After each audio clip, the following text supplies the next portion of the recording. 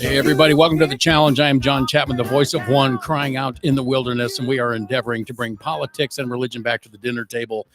Joining me in studio today again, I got my guest, brother Glenn. Good to have you, bro. Good to be here. It's nice when you're in town. I love it. I should be in town more often. You should. It should. And yet, like most, we all have to work for some sort of a living. That's a fact. I get that entirely. I'm looking forward to this. And for those of you who are weighing in, and we're gonna reiterate this a couple times. Today we are going to be talking specifically about what happened about 4.5 years ago in this country. Some would call it a pandemic. Others would call it a pseudo pandemic. I know it created pandemonium. That I'm pretty sure on. And so as you're tuning in live and coming and joining us today, I want you to be thinking, and I'm going to be calling on this on a couple different times during the program. Perhaps there's something that happened during COVID to you, something that happened. And I want you to get on there and join us on live chat here on Rumble, and let us know your story of something that has occurred, because we are going to go back in time. And why are we doing this today, bro? Well, we need to remember it. I mean, it's the media, the culture has gone out of their way to try to pretend it never happened. And as a result of that, people are going to be oblivious to what really did happen, the significant things that happened throughout the whole pandemic from 2019 all the way, till just recently, for the most part, with some things still happening. And so I think it's great to make a point just to dig up some remembrance. Even when talking with the guys this morning when we met, just remembering back on, oh, wow, it was bad. There were things going on that weren't good. And I think most people look at that and look at the future and go, man, something like that could happen again. Right. And that's what I think.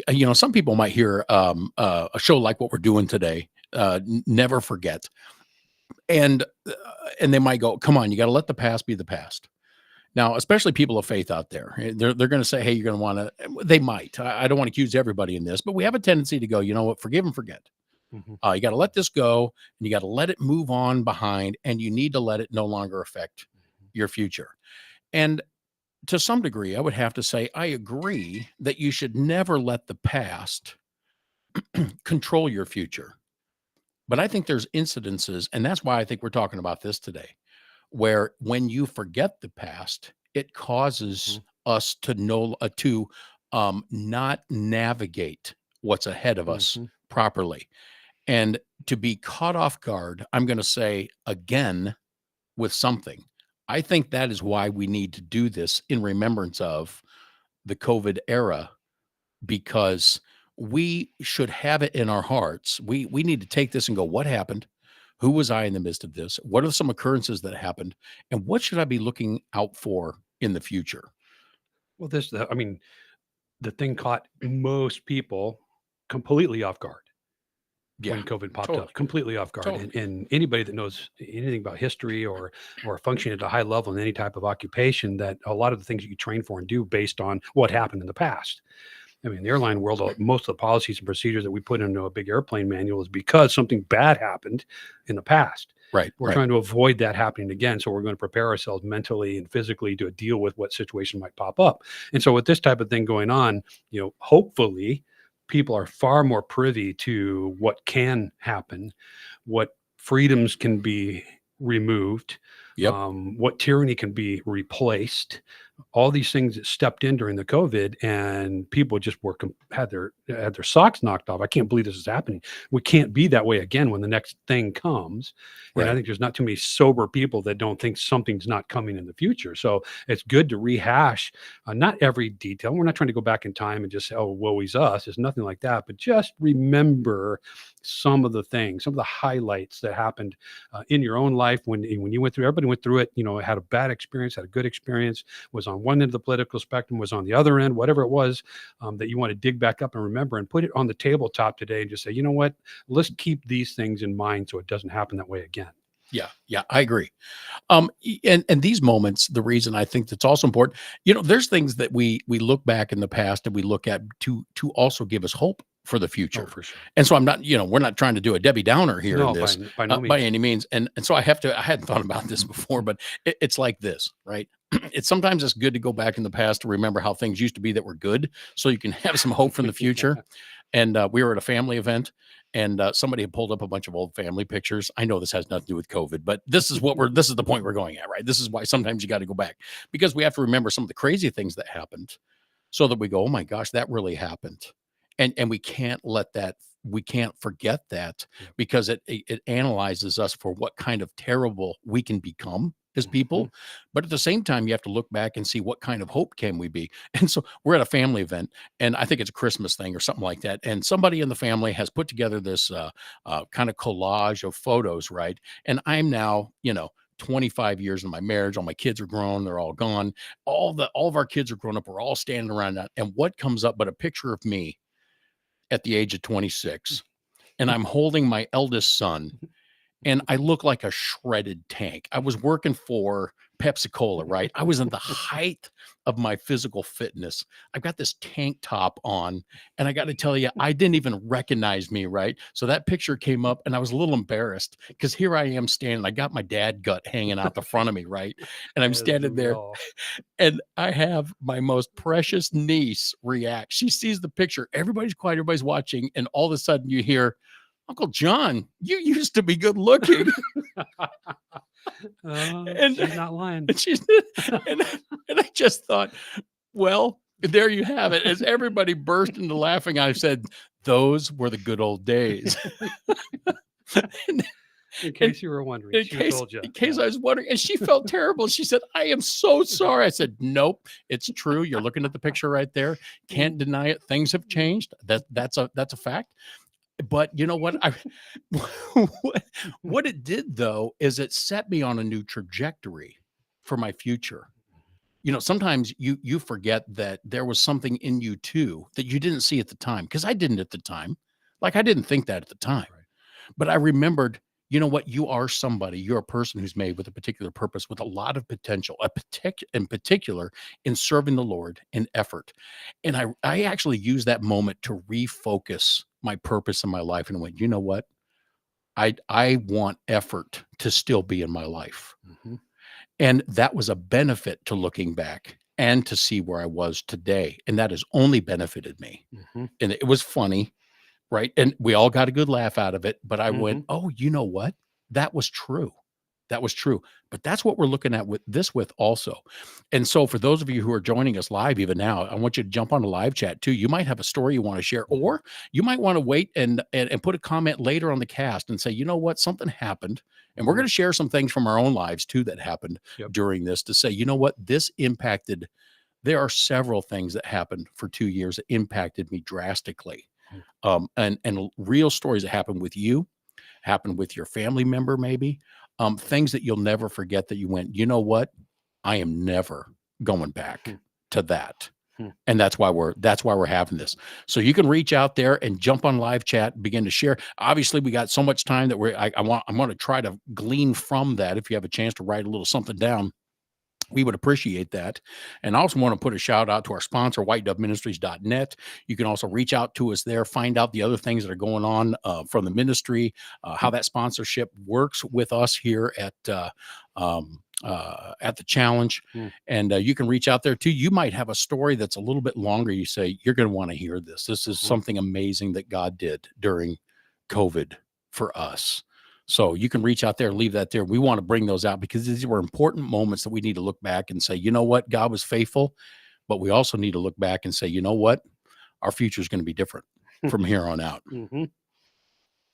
Glenn, we've been pondering this for a little bit, a couple days, thinking about what this might be like. Yeah. So what's come to your mind? Is there anything specific that's come to your mind that you have? And I know we could probably do stories for hours Oh gosh. Yeah. on this, but I'm going to let you kick this one off. Well, this was anybody that lived through this situation just realized what a life changer it was, in the fact that it just showed the world who you were. Like the picture you showed, to your niece, and that's just who we were. And so a lot of people thought some things, did some things, the church in particular, a lot of people that claim to be Christians and follow the Lord.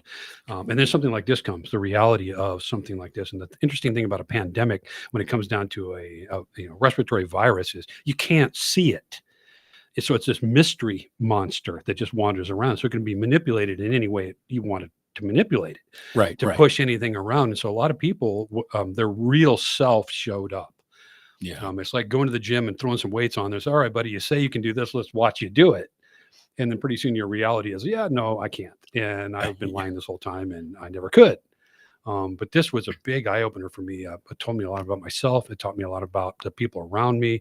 A shout out to my brothers in Illinois that are still there, doing the battle. I appreciate you guys. A lot Amen. of those guys that stood up, alongside me and other people that just were the real deal. And it was easy and clear to see because society hated them.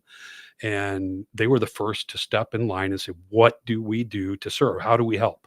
What can we do here? What does God want us to do? Can we give food to people? Can we give shelter? Can we give rides? What can we do to help people? And the rest of the world just went and hid in their basement. And it just was a clear black and white line. Who's on this side and who's on the other? And where do we go from here? Right. I think when you talk about it showed us ourselves. I had an instance where I walked into a convenience store and there was a manager there who was finishing up. They had gone through the convenience store and redone everything. They used COVID as the opportunity to unshelf everything, redo everything, and set it back up. Of course, there was a lot of lower traffic, going on there.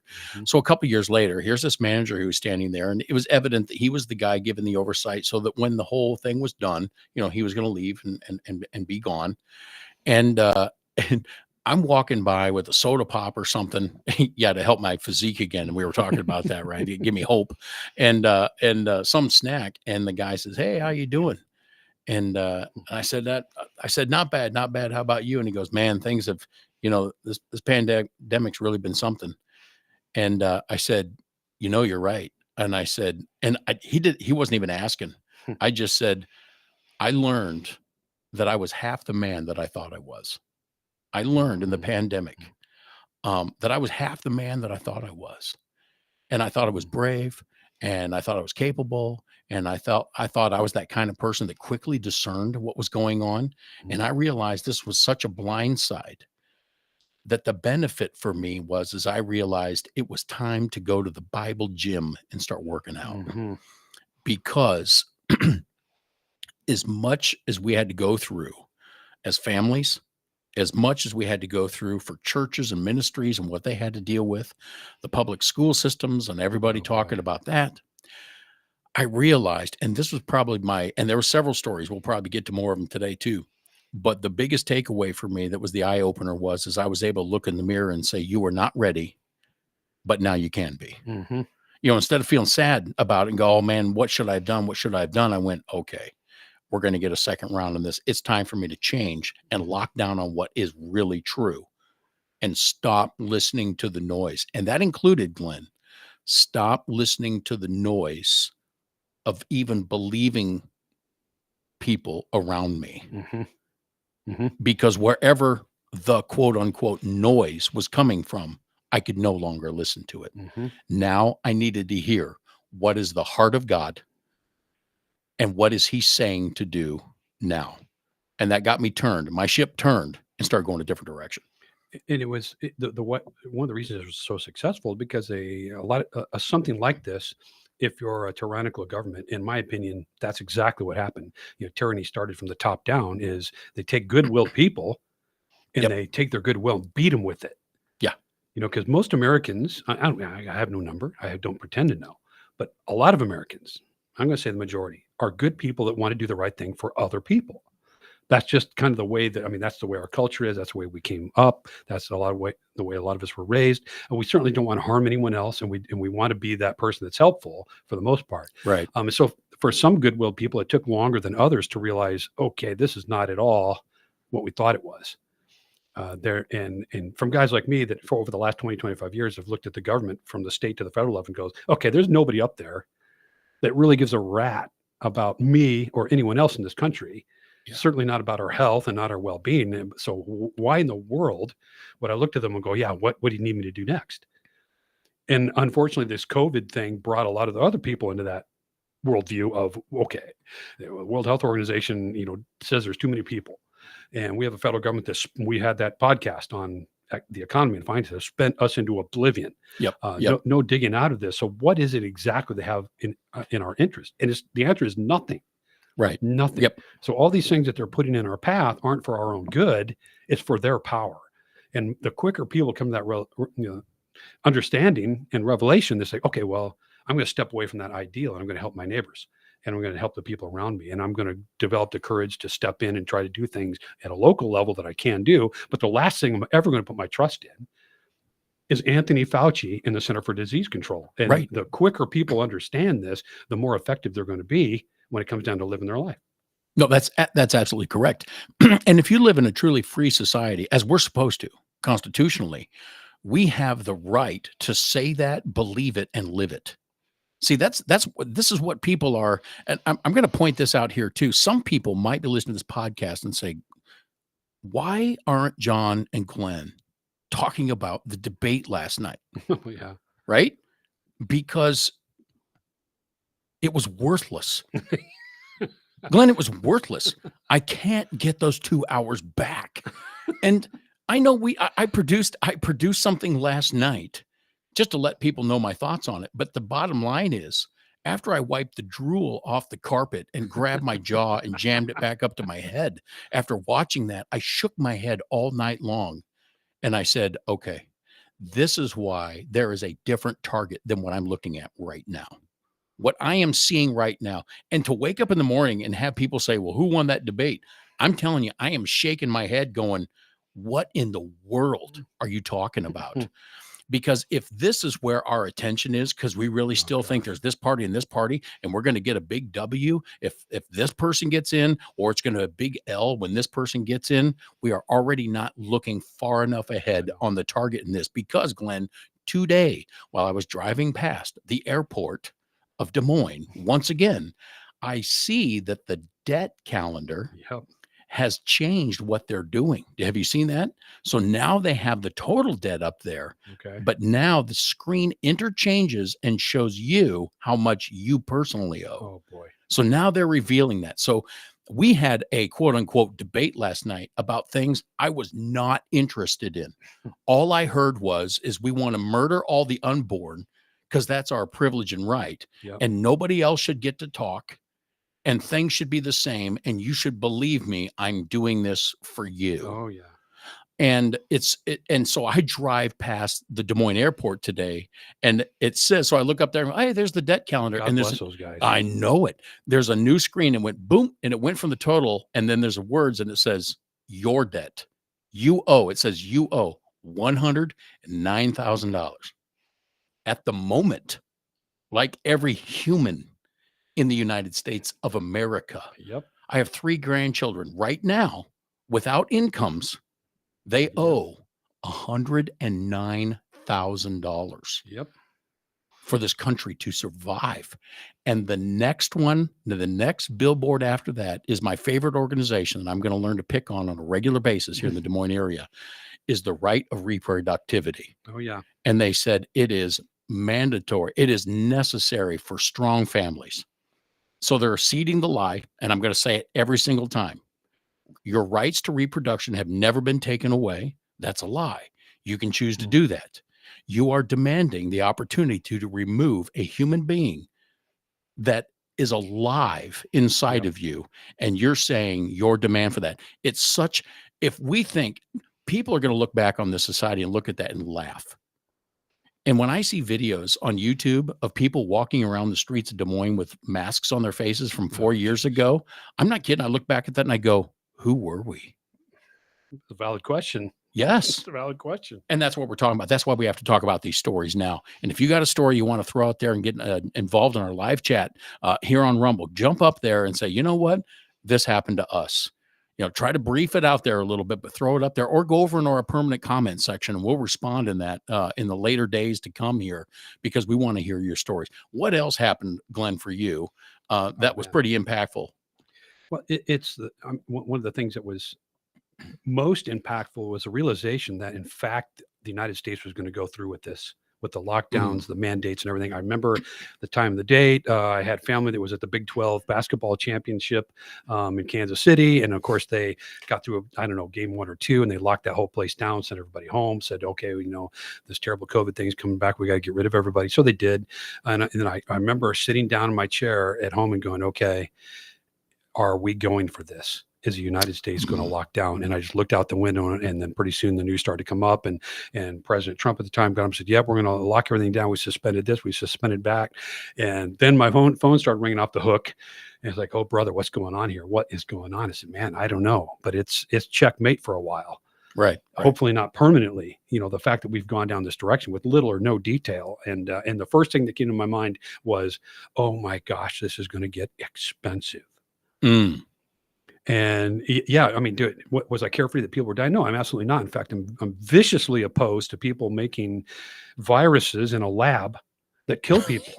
I'm Yes. viciously opposed to that. Gain of function is a horrible technology, and we've got people in the United States paying for it and then Yep. going to other parts of the world and doing. That's another discussion for another day. But I knew that on top of that, it was going to get very expensive. You don't just take the whole free world and lock them in their room for weeks or months on end and think that the economy is going to be great and everything's fine. That's right. And so, right along the lines of that big debt clock that you see when you drive southbound Fluor past the Des Moines airport is a reflection of the COVID years where we went, added $8 trillion to the debt in a matter of months. Yes. $8 trillion. Oh, we're going to give you a stimulus check, which was gone. It will never come back. That stuff is gone forever. And every economist that was worth his salt knew that that was not the way Yep. to deal Yep. with the situation. But now we're instantly so far in debt that there's nothing we can do. And so has that stopped? No, it's just escalated and gone on and on and on. So you can take all the discussion, oh, well, look at all the trouble it's causing, and we need to get, hospital supplies, and we need to take care of people's stuff, which is all true. But the reality of it is when the world's out of money, you've got a bigger problem. And the third world recognized that right away because we locked down the United States. Okay, Federal Reserve is going to cut us an $8 trillion check. Good for us. Right. We're going to coast on that. But other parts of the world, India, parts of Southeast Asia, other places like that that rely on commerce and the flow of cash, they just died of poverty. Right. There was nobody stepping in and giving them check. And those numbers aren't even included in the death toll of the lockdown. And so that was the first thing I looked at. In fast forward a year, and we are in big trouble financially. And I really thought, and I still think to this day, that was the death blow to the United States economy. Because we're just not going to recollect that at some point. After that was another podcast to look in the archives if you're listening today. But that was the first thing that hit me. Yeah, for sure. And other things were not equated with that when we talked about a lockdown. That sensation, remember that sensation you had when they first said that? You were just explaining this. You remember where you were when they said it. Yep. And I remember, Glenn, I remember my first appointment that I went to because they were starting to talk about a lockdown, and they were starting to talk about it because COVID was everywhere, and they were saying the hospitals were full. And of course, I believed that. Right. Why would they lie? Why would they lie? Why would anybody lie to us? Why would anybody say the hospitals were full when they were never full? Never once were the hospitals full. Because what was interesting to me, two clients in particular stick out to me. They are just starting to lock down, and I go to my first appointment thinking, well, okay, I haven't heard from them, and I think I'm good to go. So I'm going to show up to their house, and I'm going to service their piano, and we're going to keep moving ahead. Yep. And I showed up, Glenn, and I knocked on the door. And the client came to the door, lady came to the door, and apparently her husband was around the corner. And she looked through the window and she goes, Are you still here to tune the piano? I said, I am. And I heard her husband yell from around the corner. And he says this, make him go away. Make him go away. And that is where, in remembrance for me, I remember going, this is real. So the fear is real. And she looked at me with this sorrow and she goes, I'm sorry, we're going to have to cancel the appointment. Now, she has the right to cancel the appointment. Sure. He has the right to cancel the appointment. Nobody called me in advance. Everybody has my phone number. And I showed up. And what I realized was this is going to genuinely impact the information, not the COVID itself. Yep. The The information is going to impact this. So I went home without a paycheck. And the thing of it is there was no courtesy about it. The fear factor dominated everything. To hear her husband say, make him go away. I realized it was as if I was bringing death to their house. And I wasn't bringing death to their house. Yep. I wasn't sick. They weren't sick. And there I was. And I realized then things were about to change. And I had months into this, then this is what was interesting to me, is phone calls started to come in. And why? Everybody was in lockdown. And what was happening was people called me up and they say, hey, would you still be willing to come and tune under lockdown? And I'm like, well, yeah. And they would be careful and they would say, well, look, we think we're okay. And if you feel like you're okay, they said, just come on over and we'll just, respect each other and let's Imagine do that. this thing. Imagine And I that. said, well, what prompted you to call? And they said, well, now we're home and I'm at my piano and I'm finding myself playing more. And what was interesting, Glenn, is the people who were now at home, the business started to pick up. She says, all these people are starting to call and they're going, gosh, we haven't had our piano tuned in decades. And now that we're home, would you mind coming during the pandemic and working on our piano? So there was this flip flop that happened too. And what that showed me is there was people of courage. Yeah.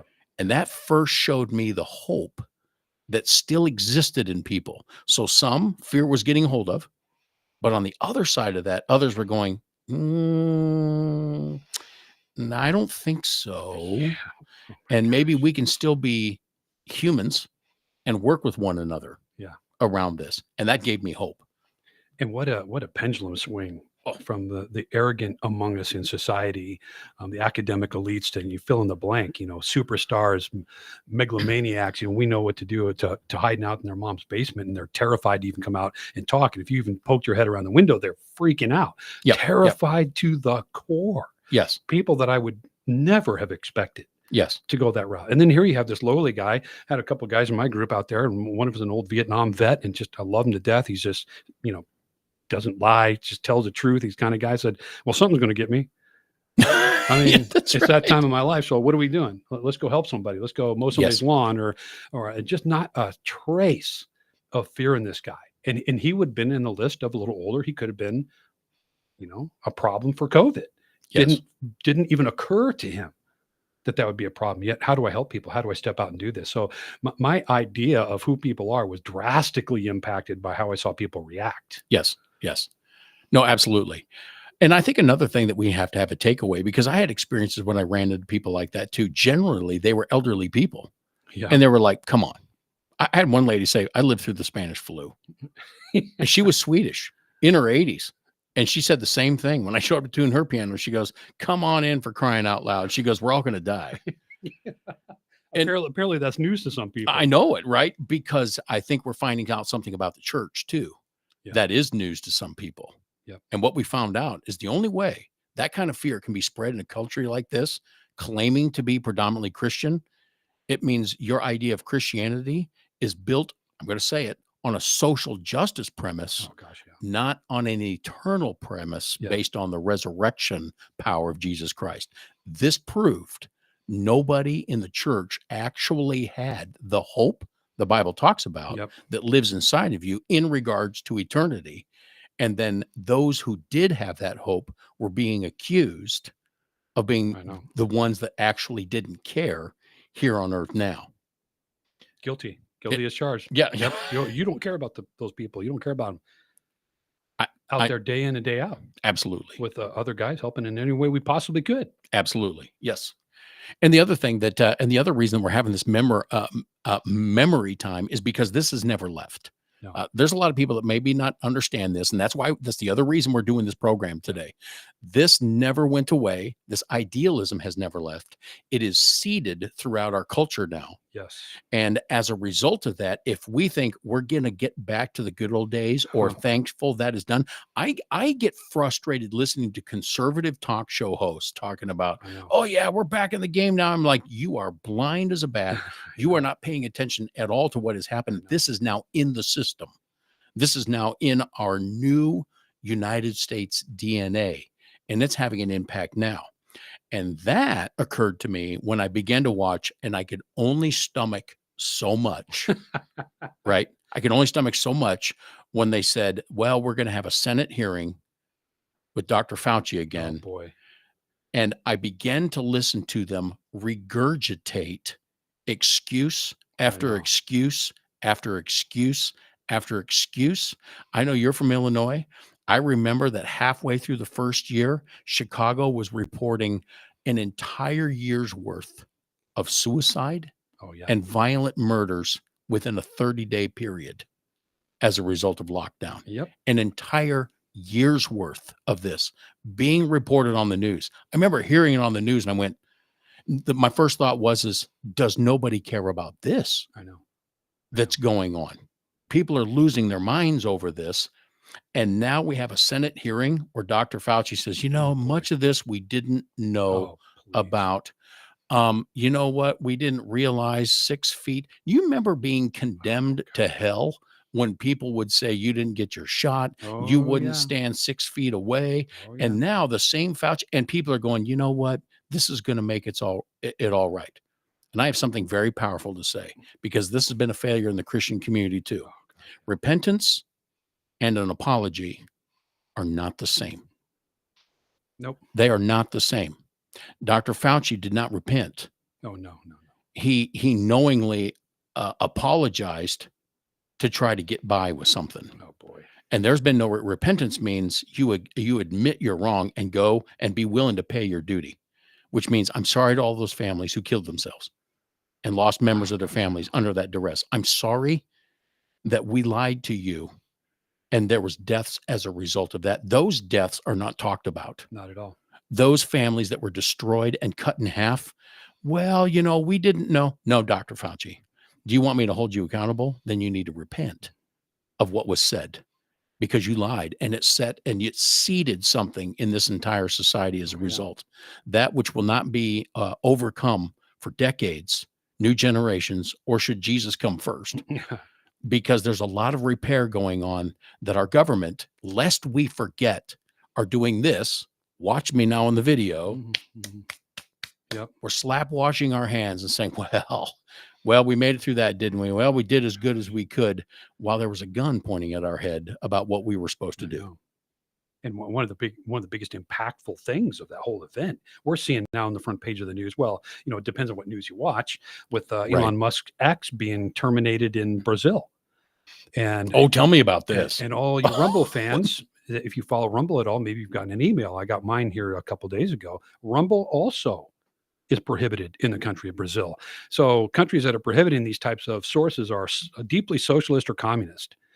And so the one thing that should scare everybody is the direction of information that the government wants you to take. We'll tell you what to believe. We'll tell you what to watch. We'll tell you what to research. We'll give you all the information you need to have. And that will be final. And that is full blast right now. And the reason I know about the Elon Musk situation with X is the Alliance Defending Freedom lawyer group is going to bat for him in Brazil. Wow. Because their court, whoever their muckety muck is down there in Brazil, said, nope, absolutely not. This is big, and very specifically because you are allowing people to speak their mind. And as true with Telegram, if any of you are Telegram fans, I know that I am. I've got it. I use that app quite a bit. Their owner was arrested in France recently and just released on a fairly substantial bail. He'll be going to court, and they arrested him because he's letting people say what they want to on Telegram. So people would laugh, oh yeah, that's kind of like the Nazis. No, it most certainly is. And this is going on right now in real time. And this should be the scariest thing in the world because it would take nothing in this technical world to keep any information to getting to you. No. Only what they want. And people just, instead of an uprising and saying, this is absolutely unacceptable, you can't tell us what to say or what to research or what to understand. Because of the COVID situation, they've springboarded off into, well, YouTube can cancel it if they just don't like you talking about it. And Rumble luckily can keep going on, but your Facebook will cancel you. Twitter used to. Now with Elon Musk, that's a reduced deal. But the freedom of speech is nearly extinguished. Yes. And the American people are saying, well, we're done with that. Let's get on with the election. Right. With no idea that this is a very real stage of a terminal illness for freedom. Yes. The fact that you can't speak your mind or even research real information. Yes. That the government or a big tech company is going to do that for you. But instead of terrified, what's the next thing? Right. I don't know. It's a big problem. It needs to be addressed like yesterday, like 10 years ago. Yeah. But instead, we're pretending like it's not even happening. Yeah. We're no longer terrified because we're too happy being pacified, Glenn. Oh, absolutely. And we're thumbing through all these social media. And by the way, if you're thumbing through this one, I hope you stop because we don't sit here and go, we've looked up all the information so you don't have to. I hear that on conservative media too. Oh, I know. There's even a local show. I don't want to call him out on this, but his little catchphrase starts with, and many people are going to know this, need to know with, yep, we all know who he is. And I'm sure he's a fine guy, but guess what? He's not telling me what I need to know. That should raise eyebrows on everybody. That when conservatism also says, hey, we're the ones you need to listen to, you should stop listening. Now, let me say this. You shouldn't necessarily stop listening. You just need to dig harder Yeah. for the truth. Yep. You need to do your own research. Your family cannot afford for you to be lazy about this. Nope. Your children, in particular, cannot afford for you to be lazy about Exactly. this. That is absolutely, here's an example of this. And this is post-COVID. This is post-COVID stuff that is occurring that we're sitting there going, hey, this is good now. And I'm going to tell you, it's not. Owner of Facebook, Zuckerberg, Yeah. right? He came forth, right? And he said to everybody, you know what? The FBI pressured me. And that should terrify people right out of the gate. That should terrify people out of the gate. And as soon as I heard that he was doing this, the very first thing that went off inside of me was, this is bull total. Yep. Yeah, but don't you hear, he's apologizing boy. because he's going to reassert free speech. What are you talking about? See, this is the kind of thing we're talking about right now, because we have forgotten what has happened Yep. to cause this to happen. And if you think for one moment he is apologizing for throwing an entire election, which he admitted, but said it was somebody else that Yep. forced him, Glenn, I'm going to read to you, because we got to wake up and stop believing this bull hockey. The next day, so this gets reported, and everybody's going, oh, did you hear? Maybe he has turned. I hope there's Christians out there not going, oh my gosh, I think he got saved. You know why? Because he's lying through his teeth. This is called, he came ahead so that you would believe this election season. Look at the timing.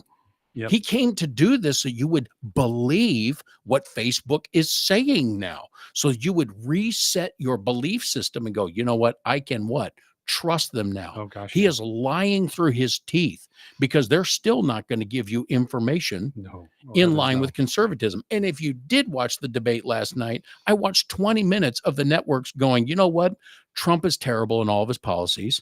Kamala's awesome and all of her policies work. When did they work? What's And your source? They spent all this time prepping us to think this before the debate. So the day after Zuckerberg apologizes, right? Oh my gosh, freedom of speech. We don't want to sway in the elections. Something comes through my post from a dear friend, and it says, tap here if you want to see it, because it's covered. It says potential violent content. This is the day after the great Zuckerberg apology. He is an amazing man. Yeah, we should all look up to him. He is. And I want none of my children, none of them, to be like him. This is what I tapped on. I went, well, I got to see this, because it must be just violent. It must be just nothing but implementing bloodshed and the death of all humanity, right? If you tap on this, know that there's violent content behind this little eyeball. You know what I'm talking about, right? Oh, everybody's seen it if you're on Facebook at all. Now, I knew that he had apologized, so I needed to see this. There's a picture of an eagle with its head bowed with an American flag behind it, and it says this: Dear God, I bow my head and ask, if it be thy will, please save this land from those who would seek to destroy it. Amen. Oh my gosh. I mean, the violence associated with this post is just daunting. Thankfully, they've got that flagged. Yes, thankfully, and thank you, Zuckerberg, for apologizing, right? Come on, people. I know. Unbelievable. No, do not drink this Kool-Aid. You can't do it. Other things, Glenn, we saw the mask. You look back and you see how people were, and you go, oh my gosh, this is how we were. That was insane. What were other things that we were doing that you look back that if you saw it today, you'd go, that is just crazy? Well, the mask thing was flip-flopped on several times. You do the research. Fauci at first said, hey, there's no point in it, which up until there never was. We're correct. But I'm going to interject a personal op-ed piece here just for my own self, because I've been to some communist places, China in particular. And it's kind of like watching Star Wars, right? And, when Luke got his hand chopped off in The Empire Strikes Back, and they put a mechanical hand on it. So, and then the idea was he's looking more and more like Darth Vader. Right. His evil father, right? It's a mechanical hand. He's turning into more of a machine than a man, one step at a time. I'm looking at that at the airport in Chicago and LA and New York. And it's people wearing masks. Even today, even right now, people wearing masks. Now, if you're like really sick, really sick, and you can't have anywhere near you wearing a mask, I respect that. I'll give you all the space you need, any accommodation you need to help yourself. But that's not what these people are. Right. So we're looking more and more like an oppressive communist society every single day. And I can't believe there's a human being out there that's healthy that still runs around with one of these clown suits on. I don't get it. I don't understand it. No. But clearly that whole ideology is not going away, even as it's been disproved time and again. And again, I would challenge anyone to get on the internet, look at anything Peter McCullough, anything Robert Malone, look at all the studies and the links that they've done, the two of them together on these various things, to look to see what effect any of this stuff had, if any. But that was the outrageous one. The 6 foot apart was the outrageous one. Let me give you a personal story on that. Went to San Francisco. This has been a little ways into the pandemic, and you were likely to get thrown out of a restaurant if you didn't have a vaccine card. That was one of the deals. But this particular day, I went to this older hotel downtown. I won't mention what it is, to protect the names of the innocent. I went into the hotel and I check in on this side to the right, which is the crew check-in lounge, and then on this side is like a little cafe. And they're maybe 12, 15 feet apart, no walls in between them, nothing like that. So I walk in there and I check in and I go over to this part to get my, say if there's any food, if the bar is still open, don't have a mask on. Well, sorry, sir, you can't come in here. A, you need a vaccine card, and B, you need to have a mask on. Remember, they played that game. We get the vaccine card, you don't have to have a mask. Then they walked that back and they did all this other stuff. So here I am literally 2 feet from this cafe, with no walls, and 2 feet from where the place I just checked in. And the absurdity just struck me like a ton of bricks. These guys are having a blast with this newfound power to push on everybody that comes into that building. And we're going to push our weight around. It doesn't matter how absurd it is, and tell everybody what idiots they are. And you need to do this, that, or else. I've never seen in my lifetime a group of what I would consider ordinary citizens having such a blast. Yes. Such a blast exerting their power. Sir, you need to step back. Sir, you need to put that mask over your nose. Sir, you need to look at your bank account, because we just wrote a check for $8 trillion. You'll never see that again. That's right. And in 10 or 15 years, you're not going to have any money for anything. Right. That never made the discussion. And it just disgusted me that there's actually free Americans anywhere in this country that think that way. It disgusted me to the core. What the heck happened to our freedom-loving spirit? Yes. Of listen, freedom first. Absolutely. To make that choice first. That's right. Which means all that respect has been lost. Glenn, on the live chat here, here's one of the phrases. There's a couple of things coming in here. I want to read this because this speaks exactly to what you're saying here. I appreciate RB saying this here. The idea that the same angry lady at the grocery store screaming at people to put their masks on would be the same people leading those who disagree into the cattle cars. So you're getting, you know what? It is. That is a perfect way to say it, because all these people with power, because, I read a historical book by a man who went over to sit with 3 different people who were involved in seeing Jews killed, and they had no idea. They had no idea. It was actually a book written. The guy says, you know what? I'm going to go over and I want to find out. And this book was written in the 50s. Wow. In the 50s. So he went right after all of this has happened. And all 3 of those people said the same thing. We were telling people where to go and what to do because we had our jobs. Isn't that incredible? We got to keep our jobs. We were doing our jobs. And it was the same lust for power you're talking about that people were doing all day long in there. Hey, you get out of here. You take your mask off. Oh, you have a job. I see. You got to keep your job for what? I know. For why? And while this debt is not being paid at all, this check's being written, and you're telling everybody what to do because you think you have a job, you have the ability to do this and absolutely destroy the fundamental freedom that is going on here. Glenn, one of our listeners also just sent this to me. I received this. This is good. It was just a poster statement here that says, never forget September 11th. And I remember that. We remember that. Yeah, absolutely. But I love the tie-in here. It says, and for Harris to say, meaning last night, that the worst attack on democracy was January 6th. Pathetic. Let me say what the worst attack was on the democracy of this country. It was the COVID pandemic. It absolutely was. The pandemic itself. Without a second guess. That's right. We are talking about the greatest warfare against the Constitution in the history of the United States of America. That is why we are talking about this. Yep. We should not only talk about this every year, we should talk about this every month with our families to keep us from going down a trajectory of absolute being muzzled as a people, because that is what is in fact going on. Glenn, a question has just come up here too on live chat. It's a question I'm going to read out loud. I'm posing it to you. He's asking of us, do you guys think that most American people are ever going to wholeheartedly trust their institutions, quote unquote, ever again? Well, the hopeful answer is no. right? Right. Hopefully not. I was shocked that as many did at that time. I would respond by saying, from personal experience over that time, many more people stepped back from that notion and said, I'm not sure about this. I'm not sure that these institutions have our best interest in mind. So hopefully that's a trend that's very positive. And I remember when the trend was swinging hard towards a totalitarian state, and then when the pendulum kind of stopped and swung back the other way, when people started to push back. And I'm pleased to say that as part of the U.S. Freedom Flyers, I was part of that pushback group. But a lot of those guys had understood that from before. So I pray that people will take a big step back from whatever happens next and go, we're not going that direction again. We're not trusting these people again. I don't know what else they have to do to eliminate our trust entirely. Honestly, I don't know what else they have to do. Right. That they just, in my mind, during the whole COVID pandemic, is 1000% the dishonesty, the lies, the money they spent, the crimes they perpetrated, that apparently nobody's accountable. Anthony Fauci just smiling and pleading the fifth every time he's at some sort of a committee hearing. Yep. The guy is can't be touched. The Constitution seems to be gone out the window. I don't know what else they would have to do. So I pray that people are stepping back for their own neighborhoods, for their own good.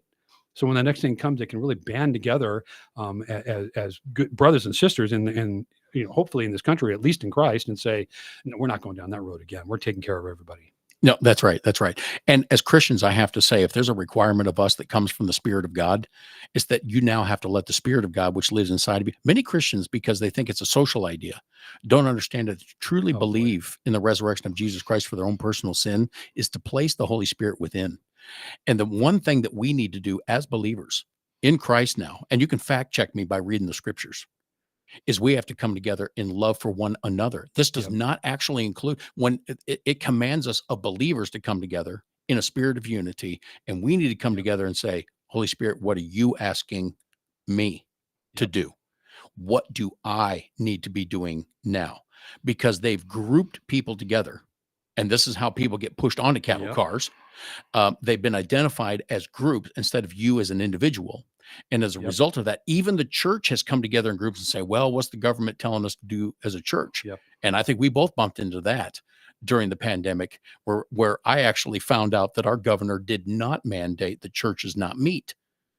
And when that law was actually shown saying, churches are not subject to this, because they're not businesses under the act for the freedom for them to assemble of religious. I would speak to pastors and they would say, quote unquote, that is not true. We're not meeting. Isn't that incredible? That's it. This is what supposed Christians are supposed to be doing. When the governor says, look, religious institutions are not obligated to not meet. You guys can get together. And pastors are going, no. You see who they're bowing to. Oh, all day. You see that they are bowing to the institution. And I would like to speak to, I don't know, let me say this. If we choose to begin to trust in the institutions after what has occurred, you are failing at your own American citizenship at bare minimum. At bare minimum. You're not functioning in your own American citizenship. As we go on, and I appreciate the conversation that's coming forth here, I got this little clip. This is a real treat. All right, for everybody watching, take a deep breath. Take a deep breath. When we talk about going back, I know I was watching this and I'm shaking my head. It was like the debate last night. There was nothing.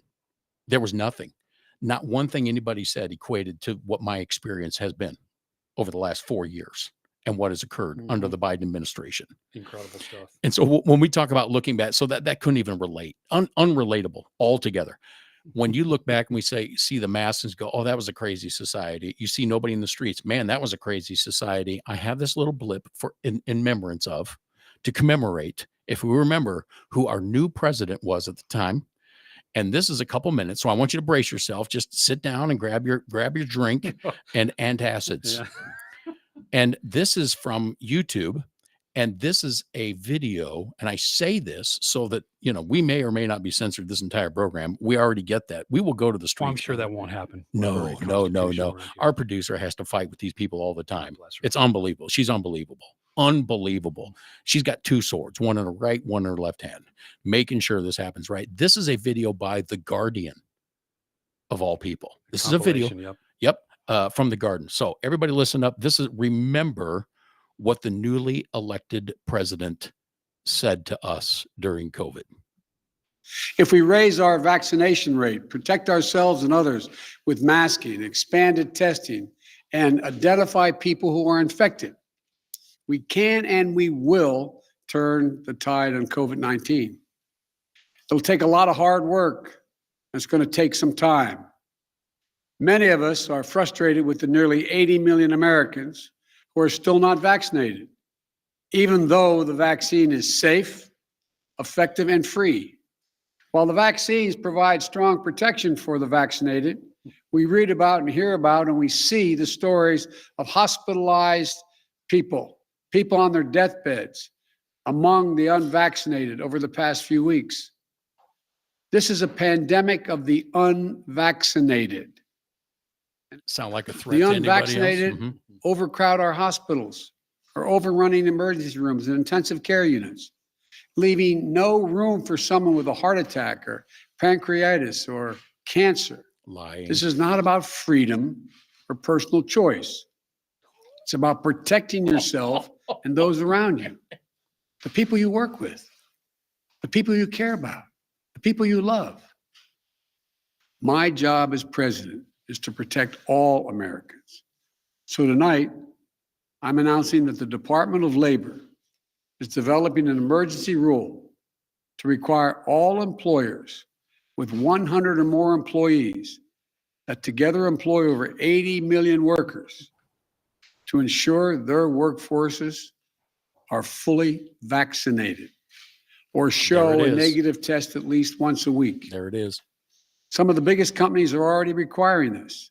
United Airlines, Disney, Tyson's Food, and even Fox News.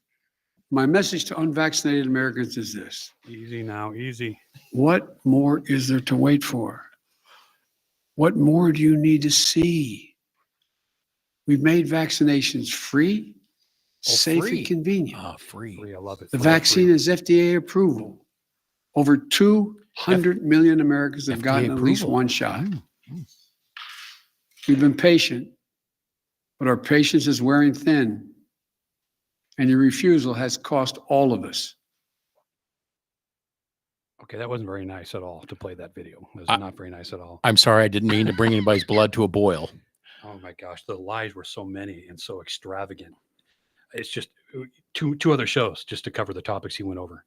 You would, because if Zero. you were to fact check all of that, and Oh. I want to tell you, if you've not done your research, when I first heard that, I went, there's a lot of stuff, and I'm just trusting Joe to say Yeah. right now, because even I have enough respect for those who are in authority over us. You assume, here's the other problem: hey, they're an authority over us. They have our best mind They know, in mind. They know, right? They know, right? So he was saying all that, right?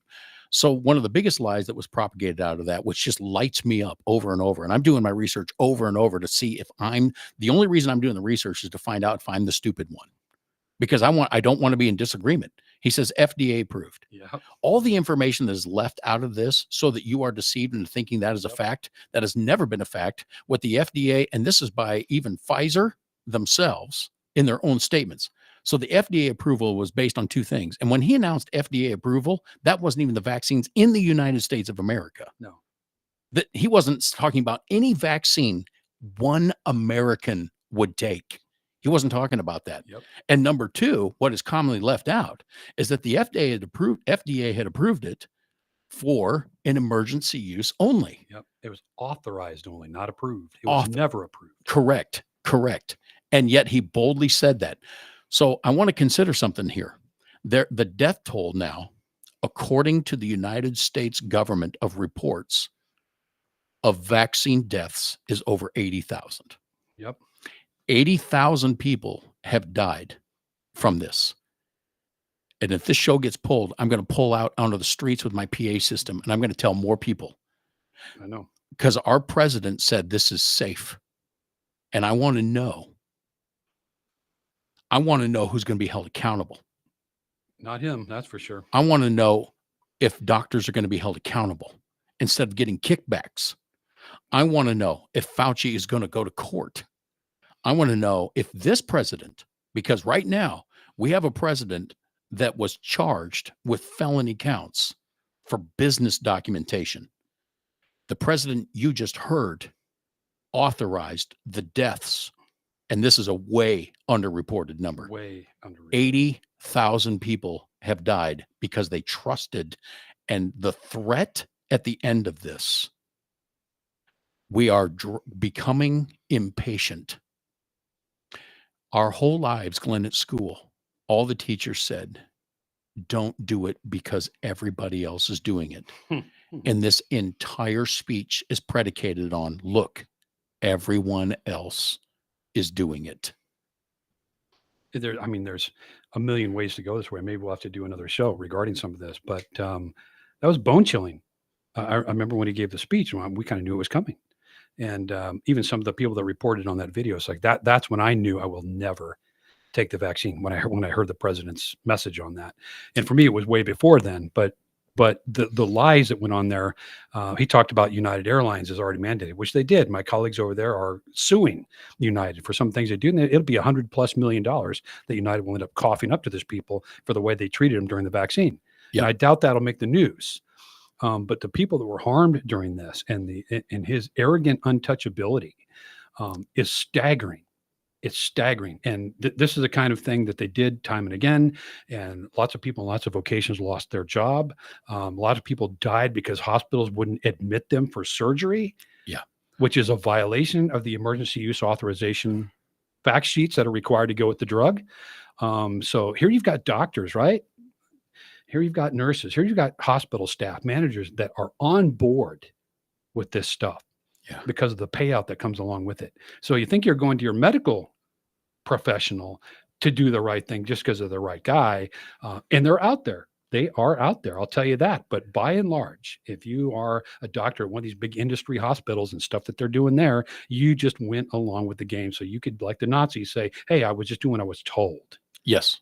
Yes. I was doing what I was told. So I left it at that. And I don't think a lot of the research I've done, a lot of the guys that were involved in the Freedom Flyers, I don't think we've even scratched the surface of the harm that those vaccines, quote, vaccines did. Gene therapy is what the Ninth Circuit of Court of Appeals had said in California when they talked about vaccines out there. This is not a vaccine. It's a gene therapy. Yep. What that's actually done to humanity, I think we scratched the surface. I don't even have any clue what's coming next. Right.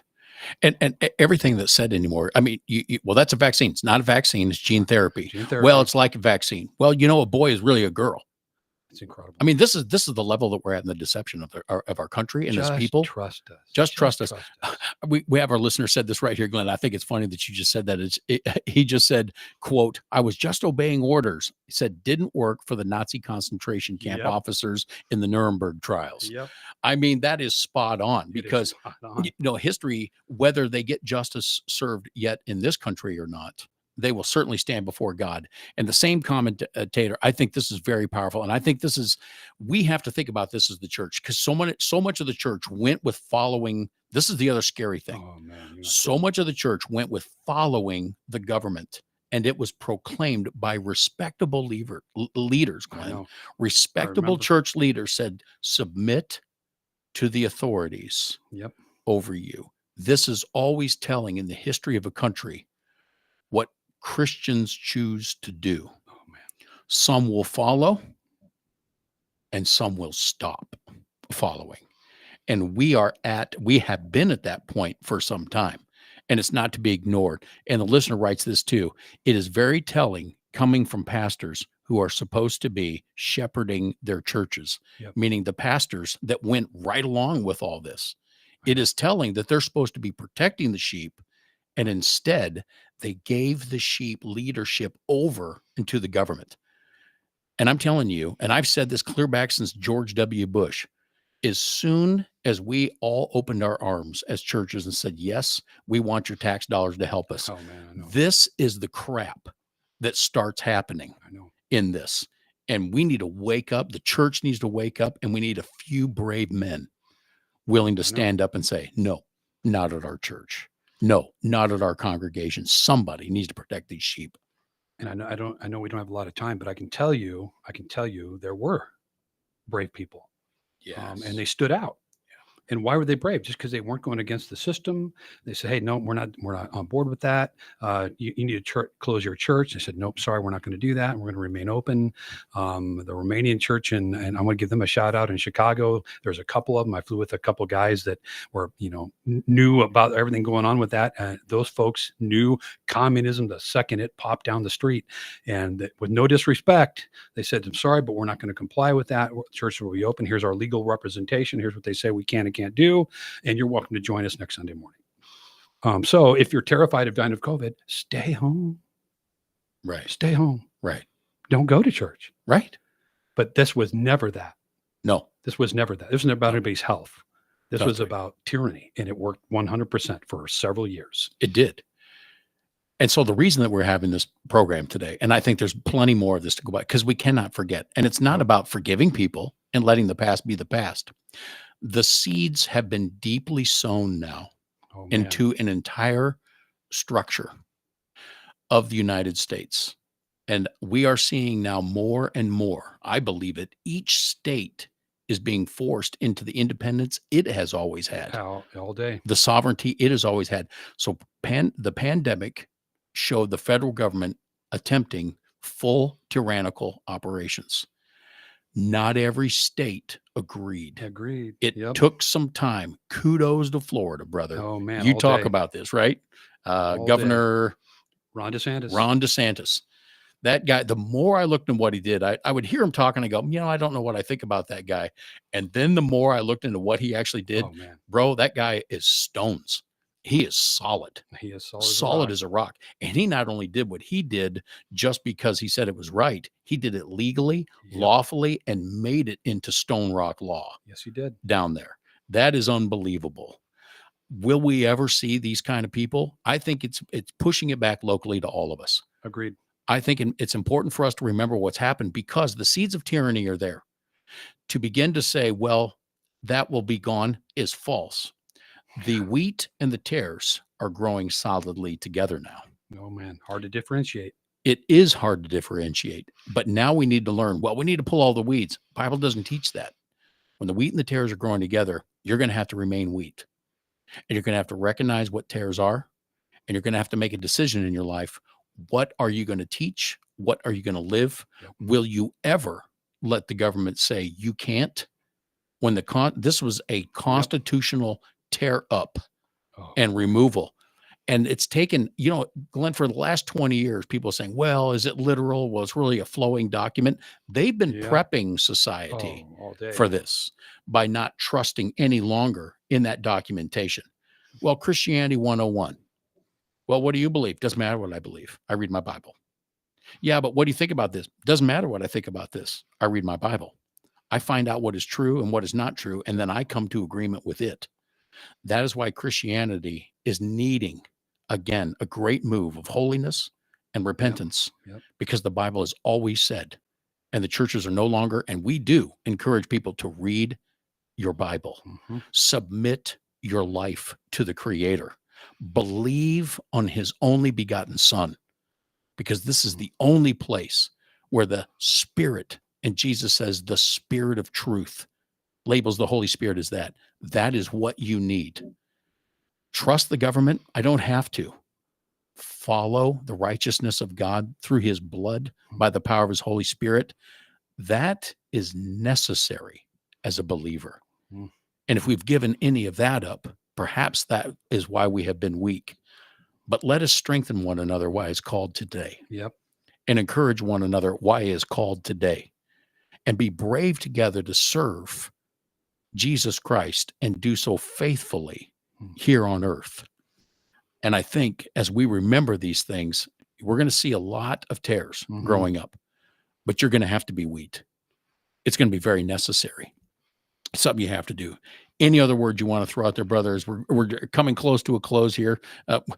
We have an hour, but we got time, right? So Well, let's just leave with this thought, because I don't want to go long-winded either, but this is You're definitely a time to fellowship again with other Christians, particularly if you're, you got some Christian brothers there that you guys hang out with, any men's group type stuff. Now's the time. Don't wait. till the hammer comes down again. Yes. To get your act together and try to get involved in Christian fellowship and accountability and meeting with people and discipling and making disciples, being discipled. That's all necessary right now. And so don't wait. Trust you me, it's coming. So don't wait. Get started now and start to establish those relationships. Glenn, one of the things you've always encouraged me, and I love it when you say these words, and it's really helping out. And I see it happening, manifesting in our men's ministry and our church and our ministry. And that is I want to encourage people to go, you know what? I want to talk to my wife about this. We've never really sat down and discussed what happened. And I want to find out her thoughts. I want to talk to my adult children and begin to talk to them. You know, brother so-and-so who I see every Sunday at church, and we sit out there and sip our coffee together and eat that donut. And I say, how are you doing? And he says, fine. And how are you doing? I need to ask him. And I need to come up with what I understand to believe to have been true. You know, that pandemic, we need to talk more about that. Yes. You need to grab three brothers, three family members in the Lord, couples, get together and say, you know what? Where does the Lord have us right now? What has happened? And what is the Spirit of God? I'm not talking about going to church. Not at all. Yeah, I'm not. This isn't totally even different. an invitation to our own. What I'm saying to you is get those neighbors together. You got at least two other couples you know who are saved. Say, Yep. you know what? We need to sit down and have some tough conversations about this. Yep. And nobody's to be condemned, whether they did or did not take a shot. Nobody's to be condemned. What happened? I already confessed, man. I found out I was only half the man that I thought I was. But these conversations are necessary so that we can avoid what the attempt was against the church Agreed. on the whole Yeah. and the country on a whole. So, Glenn, I enjoy this immensely. I enjoy talking about this stuff immensely with you. And we need to remember what has happened That's right. so that we can take steps forward to ensure, will it never happen again? I'm telling you this, if it does happen again, I will be a different man this Yeah. time than Me I too. was before. I want to thank everybody for joining us on the challenge today. We are the voice of one crying in the wilderness. Yes, we are bringing religion and politics back to the table. Jesus Christ is Lord and Savior. I want to encourage every single one of you to take an opportunity, spend a little bit more time with the Lord, enter into the Word a little bit more. And I want to say, let Joshua, the book of Joshua, encourage you. Be strong and courageous. Be strong and courageous. Be strong and courageous. Be strong and courageous. And before the day is over, I would hope it would be for you that you would fear the Lord and serve him in sincerity and in truth, and that you would choose this day whom you would serve. And as for me and my house, I will serve the Lord. A big shout out. Thanks again to whitedoveministries.net, the sponsor of this program.